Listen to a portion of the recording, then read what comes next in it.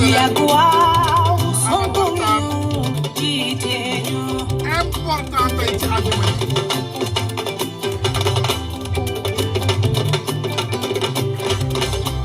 Pastef jug leen taxaw ñu sargal Ousmane Sonko jàmbaar la moo bari doole yaa bari doole Ousmane yaa bari doole Sénégal ak li ko wër diaspora bi ñëpp nee nañu yow la yow la yow la ñëpp nee nañu yow la yow la yow la ñëpp nee nañu yow la Sonko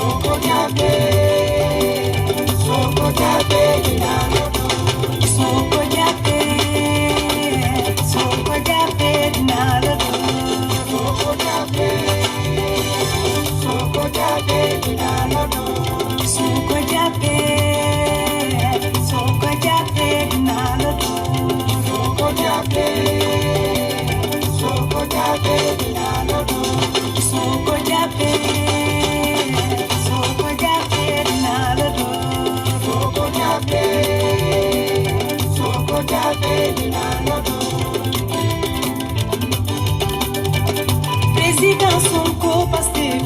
li ñuy xeex mooy démocratie Président Sonko Pastef li ñuy xeex mooy ànd defar Sénégal Sénégal oo jaay di jot na Sonko baax na réew mi foog na Sonko baax na Uduna rina wax na bari xartu waaw Sonko sunu waaje sunu xëy bi moom liggéey Sénégal da ko soxal waaw dëggal jubal waaw Sonko baax na réew mi foog na Sonko baax na réew mi foog na yàlla bu tàkk boor bu ne da koy xambe kini bu bëggee Dakar du yegg daanoo Sonko kenn du la daane Sénégal nee na du yow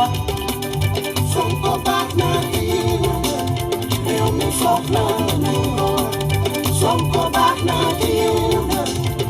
mi foog na Sonko baax na réew mi foog na Sonko baax na réew mi foog na Sonko baax na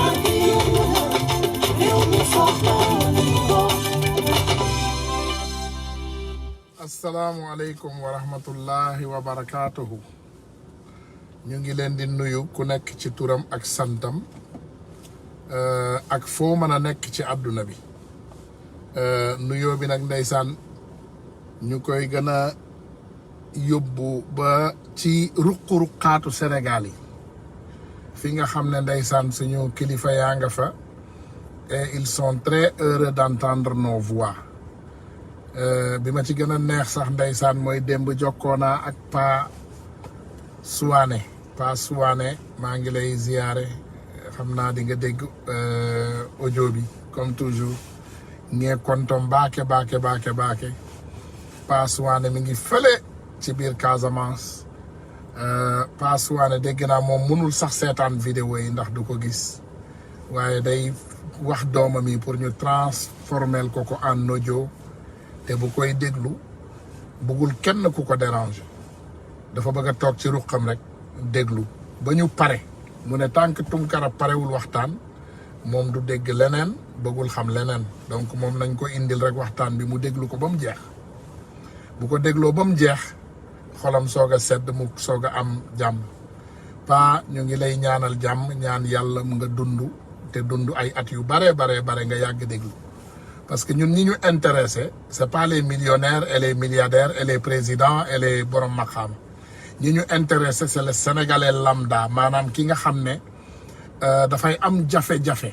joxe dépense këram ki nga xam ne day am jafe-jafe am lu mu lekk te bu ñu toogee ci Sénégal ñun dañuy dégg ay milliards ba dafay jaggi dayoo te milliards ci ñi ko xamul je pense que dafa jar nga xamaat ko voilà milliard junni million comme 1 million ba mu mat junni loolu mooy milliard maanaam nga jël ay millions compter ko ba mu mat junni ay millions laa la wax donc bu dee billet 10 000 francs bi la daanaka dis-toi que di nga ko compter lu tolloog presque 100 000 fois billet 10 000 francs bi di nga ko compter téeméeri junni ñaari junni billet ñaari junni bi boo ko joxoon téeméeri junni sénégalais loolu mooy benn milliard. xam nga bu ñu baree caaxaan yenn saay ci ab réew du ñu comprendre maqaama xaalis bi nga xam ne moom la ñuy génnee ci suñu làmmiñ yi di ko wax mais milliard en fait doomu aadama bu normal bu ko amee ci dundam kooku dootul walaakaana ba àdduna tukki kooku day dund bu kéemaane ba pare di ci def ay affaire am ak lépp te xaalis bi du jeex loolu mooy milliard xaalis bu bari la benn waxatuma laa nag ñu wax ci lu tolloog 94 mooy juróom-ñeent fukk ak ñeent ci ay milliards loolu moo tax tey ngeen gis ñu titré 94 milliards AZ maanaam juróom-ñeent fukki milliards ak ñeent AZ loolu nag dafa am lu tax ñu bind AZ dafa am benn député assemblée nationale bu ñuy ne Ousmane Sonko moom moo fi yëkkati woon ay kàddu ci ay doomu aadama yu luubaloon ay milliards léegi bi mu ko defee mu porter plainte parce que citoyen bu baax bu ne loolu ngay def bu ñu luubalee alalu citoyen yépp da nga koy yëgal ñi nga xam ne ñoom ñooy autorités yi bi mu leen ko yëgalee autorités yi waxuñu dara ñu ne plainte Ousmane Sonko bind ab plainte jox ko ki nga xam ne moom mooy procureur plainte bi toog ci tablam ba mu neex procureur mu ne non moom comme ñële dañu jël seen temps moom it dafay jël temps am ci la nga xam ne moom mooy dossier bi Ousmane Sonko jël dossier bi dem sax jébbal ko doyen des juges maanaam attekat yi ci boppam ci kilifay attekat yi mu jox leen ko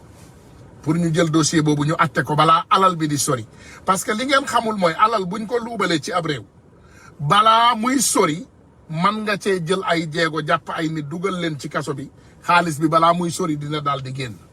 waaye déedéet ñoom dañuy daal di noppi toujours ñu def docteur après la mort fi mu ne nii indi nañu sax ay leeral ci mbir mi te mbir mi leer na fi mu ne li Ousmane Sonko doon wax yëpp dëggal nañ ko d'accord nañ ne alal luubaloon nañ ko d'accord nañ ne suufu jàmbur jël nañ léegi dama leen di tegal li nga xam ne moom mooy vidéo yi dañuy tàmbali déjà ci vidéo yi comme ça yéen di ngeen dégg li di ngeen comprendre exactement li nga xam ne moom moo dox ci alal boobu waaye loolu tamit teewul bi loolu amee ñoom dañu daal di yeewal micro maanaam li ñuy ne micro dañu am Sénégal li ñu tuddee mercenaire des micros mercenaire de la plume et des micros ka ca raw nag ka nga xam ne moom mooy mercenaire privé c'est un journaliste privé muy Cheikh Yérim Seck moom liggéeyam mooy taskatu xibaar la war a doon mais moom taskatu xibaar bu privé la moom da nga koy fay mu tasal la ay xibaar yu baaxul moom da ngay yor sa ay xibaar nga indi ko teg ko ci kaw taabalam mu waxaale ko ak yow mu wax la ñaata nga ko ci war a fay nga fay ko mu jël xibaar yi tas ko fépp ci àdduna bi am maanaam ay xibaar yu faux lay tas mais pour mu tas ko da nga koy fay da ngay ñëw ak sa alal bu takku nga ne ko Cheikh man de am naa lii mu ne la mu ne la lii de lii nga ciy fay nga wax ko nga fay ko ngeen juboo mu jël xibaar bi mu tas ko te du ci seet yàlla du ci seet yonent du ci seet bakkanu doomu aadama du ci seet dara bu leen fàtte ne ce dossier de 94 milliards dafa wasin ay dossiers yu bari ci Sénégal ndax dossier Adji Sarr bii dossier 94 milliards bi moo ko jur Ousmane Sonko mi ñuy jéem a faagaagal suba guddi ngoon dossier bi nga xam ne aussi moom moo doon dossier Tilo Oil ci élection présidentielle yi Ousmane Sonko même dossier boobu 94 yi moo ko jur fukki sénégalais ñeent yi nga xam ne dañoo ñàkk seen bakkan ci Sénégal dossier 94 milliards bi moo ko jur lépp président de la République di président de tous les Sénégalais comme niñ koy waxee ñoom yëg na ko yegg na ci noppam yegg na ci taabalam waaye yéeyu ci yàbbiwu ci ba sax ndeysaan ba ñu demee ci mbas ma président de la République ba mu laajee 1000 milliards yooyu dañu daal di coppati 1 milliard ci alalu 94 milliards yooyu ñu sàcc Tahirou Sarr bindal ci gouvernement Sénégal lu tolloog milliard ci chèque léegi on s'est retrouvé avec un voleur qui nous donne 1 milliard boobu tamit seeyaat encore parce que bu leen fàtte ne junni milliards yi ñu génne woon ci mbiru mbas mi yooyu tamit nee na molos ñun daal suñu réew mi ay samba booy ñoo ñu jiite tappale fen sàcc wax lu dul dëgg njuuj njaaj te koo ci wax nag mu am fit bu tolloog mu ne day porter plainte ndegem Farba Ngom moo ñeme sénégalais yi moom dégg naa moom it nee na dafay porter plainte ay plainte yu bari ndax Farba de Sénégal yëpp xam nañ ne sàcc nga tàmbali na ci Moustapha Cissé Lo mi nga xam ne sa xarit la woon ak ñeneen ak ñeneen ak ñeneen ñoo xam ne ñoom ñëpp indi nañu ay leeral ci yow xam ne sàcc nga sa doomu bopp sàcc na ay millions sa kër lu tolloog 250 ci ay millions Farba Mamour Diallo Tahirou Sarr Amadou Ba Sireli waa ji nekk poste man da ngay tàmbalee compter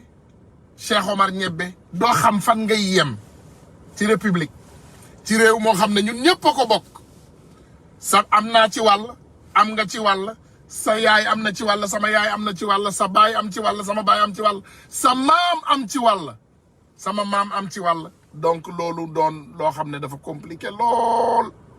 te ñuy bëgg rek di indi ay leeral vraiment ci loo xam ne dañuy bëgg rek sénégalais yi am ci firnde voilà léegi nag balaa may dem fenn dama bëgg a tegal leen ay vidéo ngeen déglul ko seen bopp voilà dañuy tàmbali déjà ci vidéo ba nga xam ne moom la président Ousmane Sonko génnoon di wax ci mbirum 94 milliards yi dañ leen ko farampàccil nag bu baax a baax a baax a baax a baax donc dina jël ay détails pour ngeen déglu ko pour gis ni vidéo bi tëddee pour ngeen comprendre mbir mi yëpp nu mu tëddee. amul keneen ku ko bëgg. procureur Bassirou Gueye ma wax ko mu leer ndax ñun kenn mënuñoo ko xatal su matee liñ koy doyee na ubbi dossier bi. keroog damaa ruus bi ma toogee dégg ko mu naan waaw comme assemblée saisir na man damay xaar ba assemblée pare yow ñu saisir la 7 mois avant l' assemblée nationale 7 mois nga téye dossier bi toog ci. Ousmane Sonko bu fekkee yóbbu na mbir mi justice maanaam assemblée nationale procureur mënul wax je crois que loolu du ma spécialiste des lois mais procureur mënul wax ni assemblée nationale commencé na damay tënk li ba waroon def déedéet ça n'a aucun sens. suñu gars yi dañoo foog ni mun nañ nax Sénégalais yi dañoo bëggoon jaaree politiser dossier bi moo tax ñu ne nañ jaar assemblée nationale. pour man coow li yoonu assemblée nationale nekku ci. bu ci assemblée nationale duggee rek effectivement mooy ña ngay jéem a sànq Ousmane Sonko man loolu laa gëm. Pour la première fois je vois un rapport parlementaire qui dit il faut concilier les partis, il faut trouver des solutions à l'amiable, il faut éviter d'aller en justice, etc. Ah non, non, non. Maintenant, il faut aller en justice, puisque le cirque est terminé.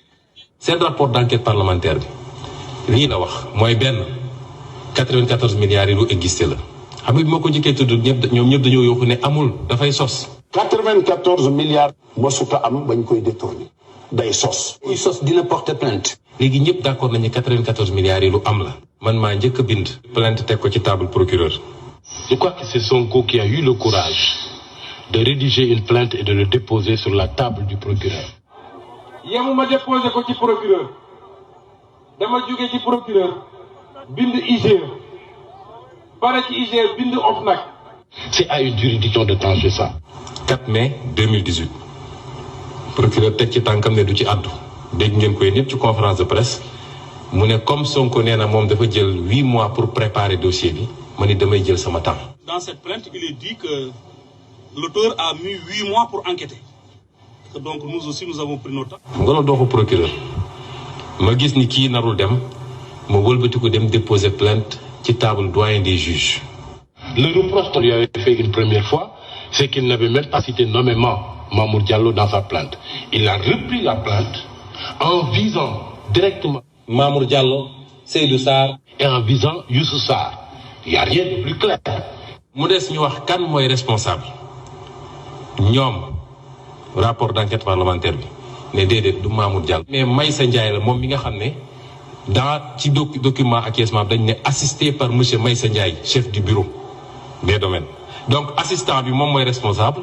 waaye ki nga xam ne mooy ndeyu mili bi parce que ñoo bokk suñu affaire du responsable xam nga loolu xel mënu koo nangu. La première responsabilité de Mamour Diallo c'est d'avoir établi un acte d'acquiescement. rapport bi nee na ñaari acquiescement am na benn 49 milliards benn 44 milliards muy 94 milliards yoo xam ne effectivement am na. sur la base de faux. faux am na usage de faux am na. parce que dossier bi signature ministre da ciy am signature gouverneur da ciy am signature moom Mamour Diallo da ciy am signature yooyu yëpp c'est du faux ils ont fait du faux et de l'usage de faux. Toutes les mentions qui sont dans l'acte d'acquiescement sont fausses. La première mention fausse dans l'acte d'acquiescement, c'est que Mamour Diallo a cité un décret d'expropriation qui n'a jamais exproprié la famille Ndoye. État musu ko exproprié mënuñu la génneel décret d'expropriation de la famille. Le seul qui a été exproprié, et pourtant le rapport l'a dit, c'est la SAM Indépendance. Vous ne verrez jamais un décret d'expropriation qui a exproprié la famille Ndoye. nga ne nu mu tuddati superficie bi 258 hectares la. mu toll ci 258 hectares. 258 hectares. ñu dem ci livre foncier bi ñu ne la superficie bi 125 hectares la. Et ils ont fait 2 actes d'acquiescement, l'un sur 49 milliards, l'autre sur 44 milliards, pour prendre l'ensemble du titre, même la partie qui n'appartient pas à la famille Ndoye, et faire une indemnisation. nee nga créance dafa am. héritiers yi am ku ñu giseel muy Sofico jaay ko créance bi. te créance amul ndax état bi musul exproprier famille bi. Il n'y a pas de créance parce que Sofico, représenté par Seydou Sarr, s'est prévalu d'une cession de créance, a dit que la famille Ndoye m'a vendu sa créance. La créance n'existe pas. La famille Ndoye n'a pas été expropriée. Quand vous n'avez pas été exproprié, vous ne pouvez pas vendre une créance. Donc créance amul créance bu amul mënoo ko jaay famille bi dañ leen war a delloo seen terrain bu ñu leen mënul delloo seen terrain Macky Sall signé décret bu bees ñu ne exproprié dañ leen jox ñu xool lu ñu leen di fay mais loolu amagul. Troisième faux, qu'on s'écoute bien. Quand vous achetez une créance, vous devez aller au tribunal pour que le tribunal homologue l'acte de cession de créance. Tant que le tribunal n'a pas homologué l'acte de cession de créance, vous n'avez pas encore une cession de créance. Or, quand M. Seydou Sarr est allé au tribunal, ça a été homologué.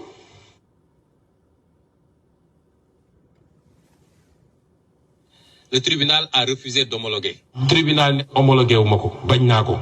L'appel en 2018 a confirmé la décision du tribunal en première instance en disant qu'il ne peut pas y avoir cession de créance. La créance qu'on a voulu payer à 94 milliards n'existe pas. C'est une créance fictive. Le titre foncier bi ñu ne waajee ko moom ba war koo fay 94 milliards waaje moomu ko ba léegi boo demee conservation foncière te génne naa copie collationnée ak état de droit won leen ko dossier ba turu beneen famille moo ci nekk kooku moomu ko dossier boo moomul nag mënuñu la ci fay 94 milliards. dañu am nu ñuy fonctionner daal di utiliser seeni waxkat ñii ci presse bi ñii naan ay analystes lañ. tey boo nee Ousmane Sonko bokk ci waxoo dëgg dafa nekk ci biir takk ci rip 94 milliards nga jël ko tibb ko ci keesu état bi yóbbu ko loolu amul. dafa am plusieurs modes de paiement mën nga fay trésor public Jibi Sonko xam na li may wax waaye nit ki soo ko defaree. lettre de confort. banque bi ne ko man de mun naa la jox 84 milliards parce qu'il faut ma am ci 10 milliards fay ko xaalisam mu dem yoonam. gën nañ ñoo muus gën ñoo jàng finance publique moo tax jàng dafa baax bu jàng jotee da ngay jàngi. ku wax mën nañ débat loolu dëgg ku wax mën na dama am ay preuve dañuy wax ne Ousmane na génne preuve yi muy wax. dama ne ku déposer plainte bu ko laajati preuve. na tribunal woote rek parce que ci tribunal ngay wane sa preuve. preuve yooyu yëpp am nga ko. lépp a ngi suñu loxo. nee naa ren bis bu dee dossier bi eggee tribunal banque bi endossé mbir mi ba génne 46 milliards sax dinaa leen wax banque sangam la compte sangam. dinaa ko jox numéro compte bancaire yi. jox leen relevé yi. dinaa ko jox livret yi. On lâche maintenant la meute. Voilà quand tel journaliste, tel commentateur, telle personnalité va intervenir. Et vous les voyez essaimer partout sur les réseaux sociaux. moom ci boppam dafa bokkoon ci affaire bi. Il n'y a rien qui me lie à la famille Ndoye qu'on peut sortir juridiquement pour dire voilà ce qu'il lie Ousmane Sonko à la famille Ndoye. Rien. Xawma famille bi gisuma famille bi j'ai déposé en tant que député à l'Assemblée nationale et président de PASTEF ma dem saisir la justice saisir les corps de contrôle. dem ba def réunion ak famille bi. Sonko toog di négocier. Je n'accorde pas beaucoup d'intérêt au commérage et aux spéculations de certains soi-disant analystes politiques. bëggoon cee fi 12 milliards. mu jël am tous. loolu waxu politique la. Pape Alé bi ñuy déposé suñu plainte ñun le 4 mai 2018 musuma gis famille Ndoye xaw ma famille Ndoye xaw ma benn membre famille Ndoye 4 mois plus tard laa toog ay membre famille bi ñëw gis ma ne ma dañ laa bëgg a gis parce que dégg nañ li nga def ci dossier bi te looloo tax dossier bi taxaw su doon loolu gars yi saxe nañ ñu bu yàgg. ngay wax ni kenn mënu ko weddi famille Ndoye du ko weddi ñu ñëw ak nit andi leen après laa xam ni sax ndekete ab pièce la woon ab nit a leen andi.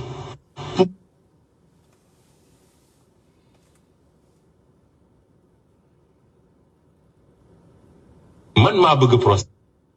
il faut l'être même entre 4 murs. fay bu jàmbaar la parce que yàgg nañoo xeex yàgg nañoo daw. direct. Qu'est-ce qui le prouve? C'est que la seule réunion que j'ai eue avec la famille a été enregistrée de bout en bout et remis à Benno Bokk Yakaar. Et le lendemain, ils ont diffusé l'audio. Et ça s'est retourné contre eux parce que moi, durant toute la réunion, je me suis limité à dire aux gens, si je dois vous défendre, moi, je ne ferai jamais quelque chose d'illégal. Vous pouvez écouter vous tous l'audio. C'est pourquoi dans la vie, si vous devez être véridique, il faut l'être même entre 4 murs. fay bu jàmbaar la parce que yàgg nañoo xeex yàgg nañoo daw directeur yu bëri romb na fi ñu leen di dawloo. léegi dañu bëggoon comme yow expert nga ñu confier la suñu dossier nga gérer ñu ko. Nous avons discuté des modalités et tout et je leur ai dit revenez la semaine prochaine nous allons conclure.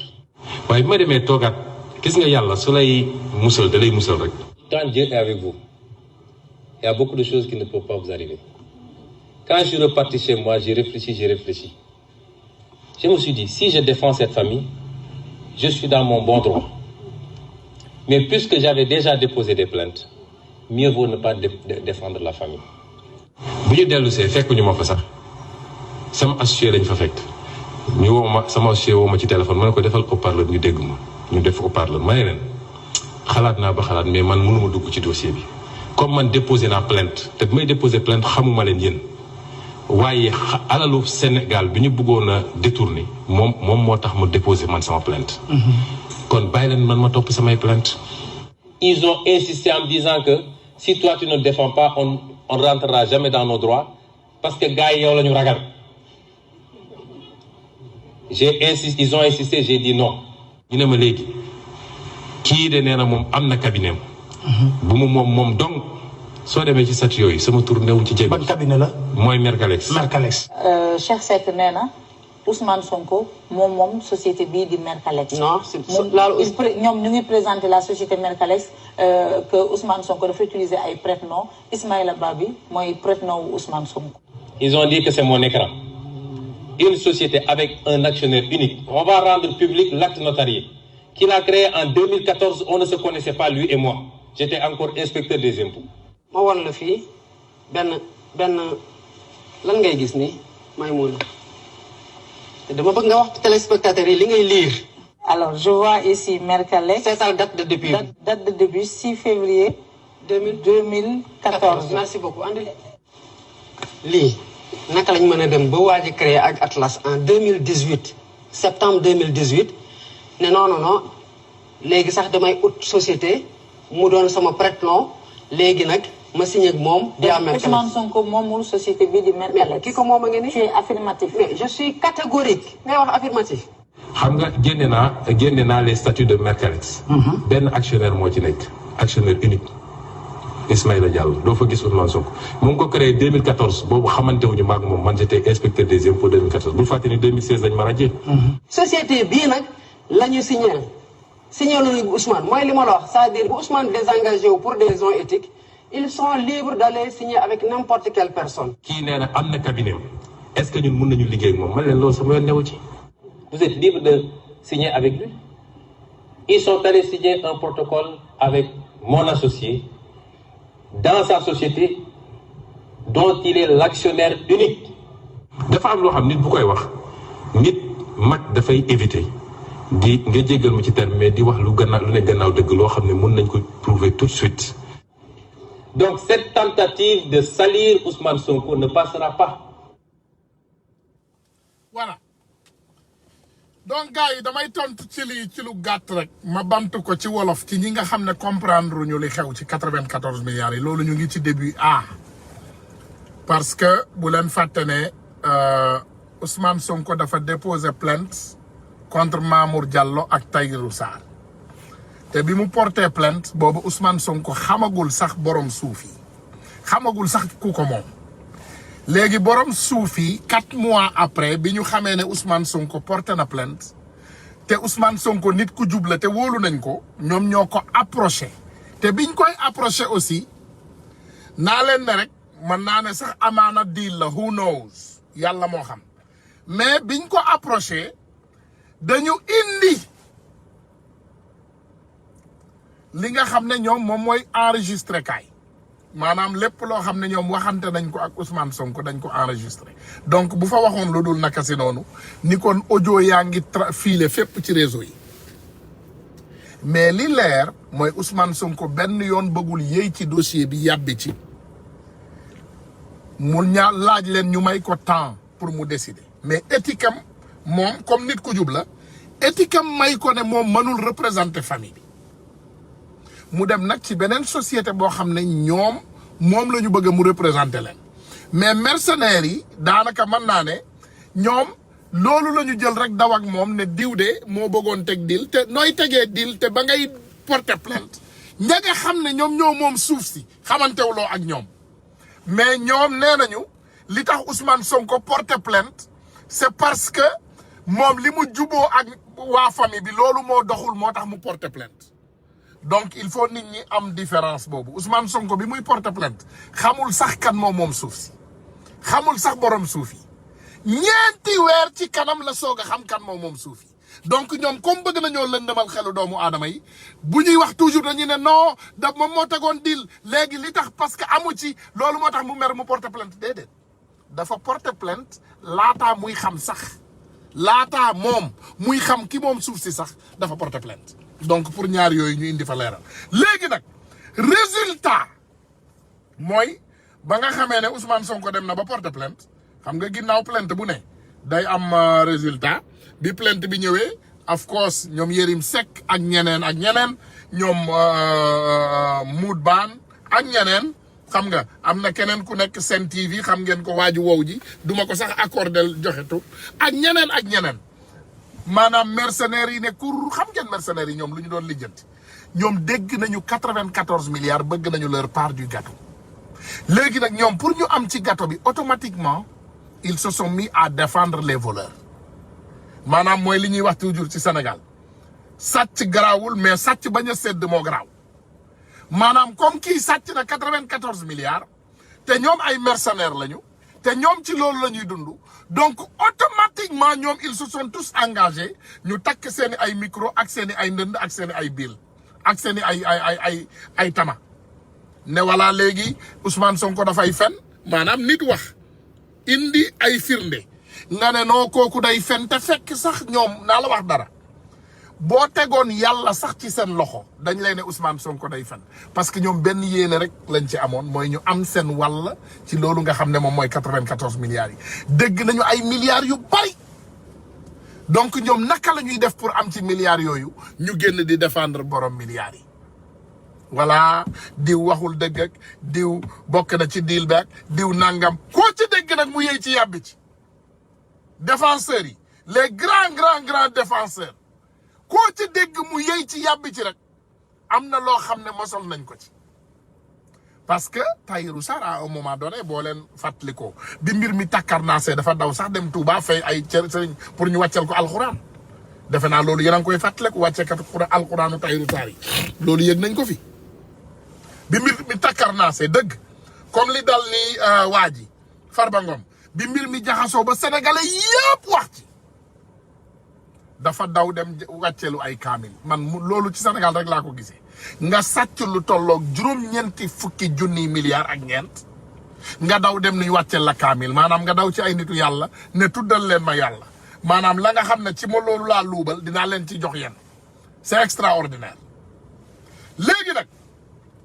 dafa am leneen lu ci am solo loo xam ne loolu laa leen bëgg a indil muy la nga xam ne moom la ba léegi ñii lijjanti ñi génnee dëgg bi dëgg bi génnee li xew démb ma génneel leen ko ngeen dëgg.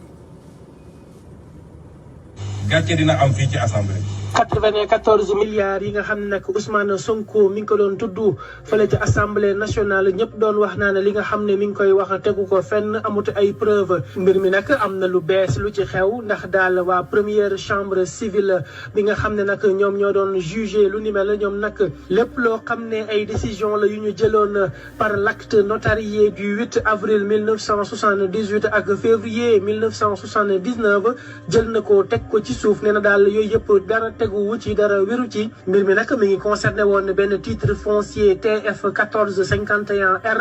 boo xam ne mi ngi toll woon ci 258 hectares ñi ko moomoon nag moo di la famille feu Ousmane Mbeng nekk nag ci diwaanu bu Tëngéej ba tax na juge bi nga xam ne moo doon présider loolu moo di Samba Kane ci wetam nag ñu mënoon cee nemmeeku Fatou Diagne Diaw Diawara ak Khadijatou Ba Njegéen ñoom nag ñoo doon accompagner kii di le juge Samba Kane ngir mu mën a jël boobu les décisions gannaaw ba nga xamee ne am na ay investigation ak ay enquêtes yu ñu def ci mbir mu ni mel mu nekk nag loo xam ne ñi ci gën a perte ñoo di waa SNHLM ñoom ñi nga xam ne décision yi ñu jëloon ba jox leen lu toll ci 125 hectares yoo xam ne ñoom la ñu ko jagleeloon ngir ñu def ci seen ab liggéey mu mel ni nag loolu nga xam ne décision la woon bu ñu jëloon ba jox leen ko lépp juge bi jëlaat na ko teg ko ci suuf mu dendre famille bii di famille feu Ousmane Mbeng lépp loo xam ne moom moo ko moomoon jëm ci boobule titre foncier 1451R mu mel ni nag boobule décision nga xam ne moom moo xañoon bi les familles lu ni mel mi ngi amoon ci atum 1978 ak 1979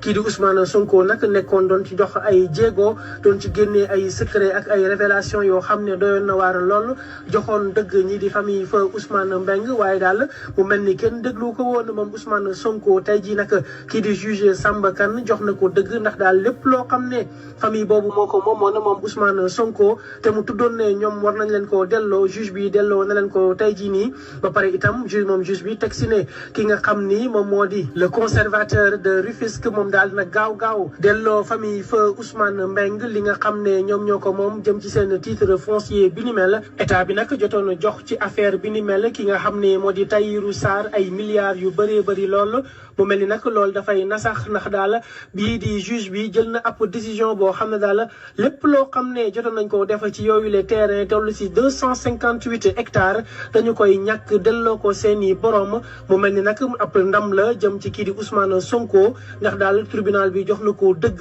moom Ousmane Sonko gannaaw ba mu ci nekkee woon doon ci def ay effort dëgg ci lu nekk ñu yaakaaroon ne yàq dong moo ko tax a jóg waaye teewut tey jii dëgg gi feeñ na jëm ci affaire ba 94 milliards yooyu noonu mu doon tudd le conservateur de Rufisque nag moom dañ ko ordonné à ce que mu delloowaat dellowaat mbir mi na mu meloon comme avant ñu koy signé ci atum 1978 ak 1979 jël lépp jébbal ko famille feu Ousmane Mbengue ndax daal lépp loo xam ne jëm na ci boobale titre foncier ñoom ñoo ko moom te amul lenn luñ ci war a teb bi wala di ko jël di ko jox keneen mu nekk nag une victoire pour la famille waaye itam une victoire pour Ousmane Sonko ndax yàgg naa défendre li ni mel yàgg naa défendre itam ay idéologie ak li nga xam ne moom moo di bonne gouvernance fii ci Sénégal ndax daal nee na système bi nga xam ne moom moo am depuis les indépendances jusqu'à présent mooy système boo xam ne baaxut te na muy doxewul nenn du dul seen intérêt bopp nekk luñ fi population bi au contraire dañuy dëggatee li nga xam ne ñoom ñoo ko moomu jaar ci kawam jël ko nangu ko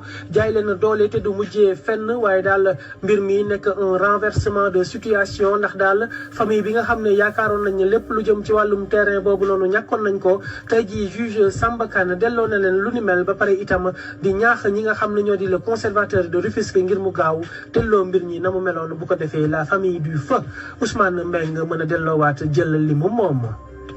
boo jëlee li ma gën a xam muy institution bu mel ni assemblée nationale. assemblée nationale c'est une zone de non-droit budgétaire wax naa fi fraude fiscale am na assemblée nationale te yow xam nga ko ndax say service redressé nañu assemblée nationale. wax naa ni ñëpp gis nañ ni blanchiment d'argent am na assemblée nationale. j'espère que sax blanchiment de drogue wala drogue bi ñuy tudd egsi wu fi ndax am na député boo ne xam na ci lu bëri. wax naa fii ni blanchiment d'escrocs publics am na assemblée nationale ndax commission d'enquête parlementaire bii doon essayer blanchir ay nit. J'en profite pour féliciter l'OFNAC qui a déposé son rapport sur la table du procureur, qui a confirmé li mu wax yépp ci 94 milliards et qui a demandé l'ouverture de poursuites contre les personnes concernées. gàcce dina am fii ci assemblée bi. ma waxaat ni non respect des règles de passation de marché public am na assemblée barki démb directeur général ARMP wax na ko. surfacturation des prestations am na assemblée et j'en profite pour demander bu OFNAC wooteetee nag na assemblée uyu ji ci dossier boobu. wax nañu distribution d'argent léegi rek am na ancien groupe parlementaire ancien président groupe parlementaire bu ne 10 millions yi mu doon jot da ko doon séddale.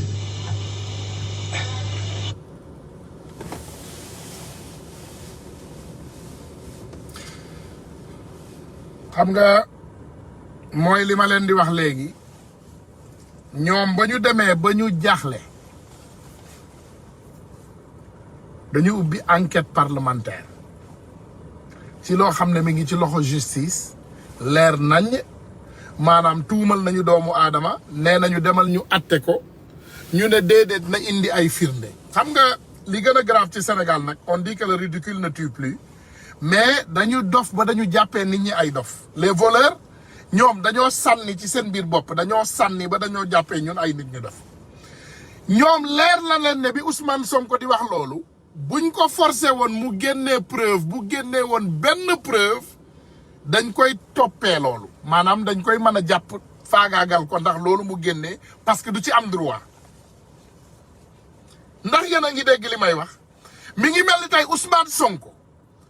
bu accusé Mamour Diallo ak Tahirou Sarr de détournement des deniers publics moom am na ci firnde parce que nee na leen nañ ko yóbbu justice bu ñu nee prip mu génne kayit yi teg waaye defuñu lool de dañ ko ne moom na génne kayit yi teg laataa ñuy atte parce que bu génnee woon kayit yi teg laataa ñuy atte boo leen fàttale ko Maître El Hadji Diouf booba lan laa ko tuddee Maître El Hadji Diouf laa ko tuddee léegi de naa delloo si waat kàddu yooyu sa vandar maanaam duulkat ba nga xam ne dafa duul ba màgget moom fen na ba sosal boppam am kër goo xam ne moomu ko parce que kër gi mu ne dañ koo lakk noonu almadi mu naan lakk nañ sama kër lakk nañ sama kër moom moomul kër gi kër gu mu luwe la pour te dire dafa fen ba fàtte ni ñuy waxee dëgg mais ma dellu si waat rek muy tëb di dal parce que moom loolu la ko gars yi di jëlee nee naa leen Sénégal saa bu ñu bëggee du sérieux du ñu embaucher El Hadji Diouf comme avocat parce que El Hadji Diouf du avocat El Hadji Diouf lu muy def mooy jaxase carte gi lay def moom saa bu masiba naaru laay amee rek moom la ñuy dem woo ne ko kaay yuuxu day yuuxu bay tëb di dal di yéeg ci kaw ay oto di def yëfu dof damay porter plainte damay nangam damay indi damay yóbbu indi Ousmane yóbbul Ousmane amul benn yoon boo xam ne wax na fa wax yu ànd ak sagom parce que bu fekkee nit dafa woote ngeen dem ci attekaay yaakaar naa ne yow boo bëggee lu leer da ngay dem ci attekaay ba ngeen ubbi fa dossier bi juge déglu dossier bi kii indi ay preuve am kële indi ay preuve am ñu atte ku am dëgg nga dem ak sa dëgg mais déedéet kaay leen ñu atte indil ay preuve loolu fan ngeen ko mësee dégg ci àddina diw yow yaa sàcc loolu juge bi mooy déterminer ne day woo diw après bu wooyee diw mu laaj ko bu ko laajee mooy enquête juge bi mooy def enquête am juge bi bu laajee bu boobaa dañuy woo diw ne ko indil preuve mais naka ngay indee preuve laataa sax juge di la woo loolu boo ko defee dafa mel ni da nga génnee ay documents yoo xam ne waruloo koo génne loolu boo ko defee automatiquement yoon daf lay topp teg la ay daan donc ñoom fa ñu doon piéger Ousmane Sonko xamuñu ne Ousmane Sonko moo leen fa ëpp xam-xam ñoom fa nga xam ne foofu la ñu jógoon pour piéger le président Ousmane Sonko daf leen jiitu ci loolu ba pare parce que moom xam na ne ci ay tappale la ñuy dox xam na ne duñu mës a génn leeral xam na ne bu mbir mi jaxasoo dañuy wax loo xam ne c'est impossible dafa mel ni nit na la taw na nga gis suuf si tooy képp nga ne ko indil ma asamaan si pour mu wóor ma ne taw na soxla woo mu indil la asamaan si parce que yow gis nga ne taw na gis nga ne fépp tooy na parce que dafa taw nga ne ko wàccel ma asamaan si pour mu wóor ma ne taw na soxlawuloo loolu parce que yow bu fekkee ne yow da ngaa bëgg a indi dëgg rek accusé nañ la lu tolloo 94 milliards ba mu jaral la ñemeetuloo sax génn ci mbeddu dëkk bi pour nga setal sa der bi vraiment waroon nga nañoo ubbi procès bi ñëw leeral lépp waaye jaaruñu ci loolu lan la ñu def nee nañu dañuy dem assemblée nationale ñu setal ko foofu parce que ñoom ñoo fa ëpp ay député te loolu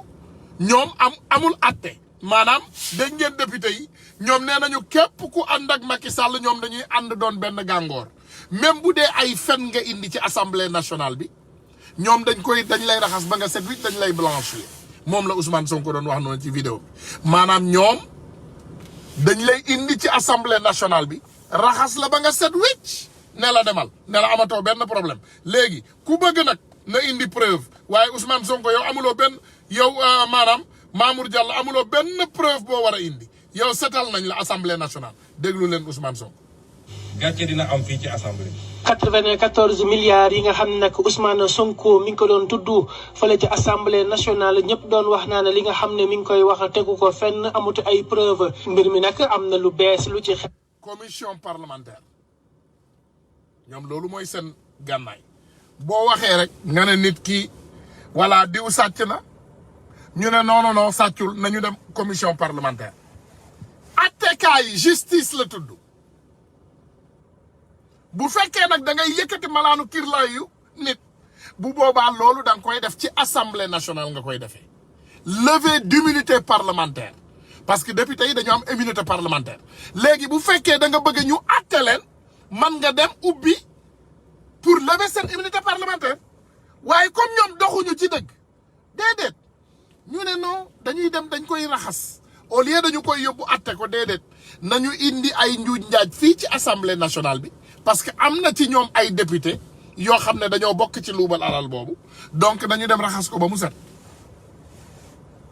ma indil leen beneen vidéo Ousmane Sonko ngeen dégg. seeni mercenaires de la plume ñoom dañoo am ci biir média yi ay mercenaires de la plume et du micro dégg ngeen ci kenn mu naan Sonko pourrait être entendu ci dossier 94 milliards yi moo waxoon ci Mamour Diallo ma ne ko yaa ñàkk jom mu mel ni Sonko yow ku bind procureur ndax man maa bind procureur man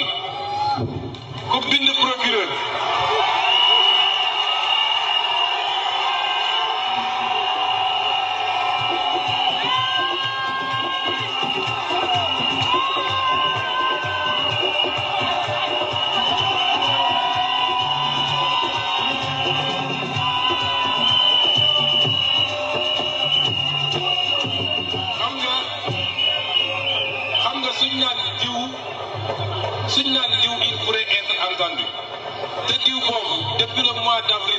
procureur ne ko sëñ bi comme yow nee nga yaay procureur yow yaay doxal yoon ba tax opposition bi ku xaw a faqastalu sax nga tëb noonu nga defee acharnement ci Khalifa Sall def ko ci ñeneen ak ñeneen ma ne ko ñii de ay mbokk Macky Sall lañ te organisé nañu ba luubal 94 milliards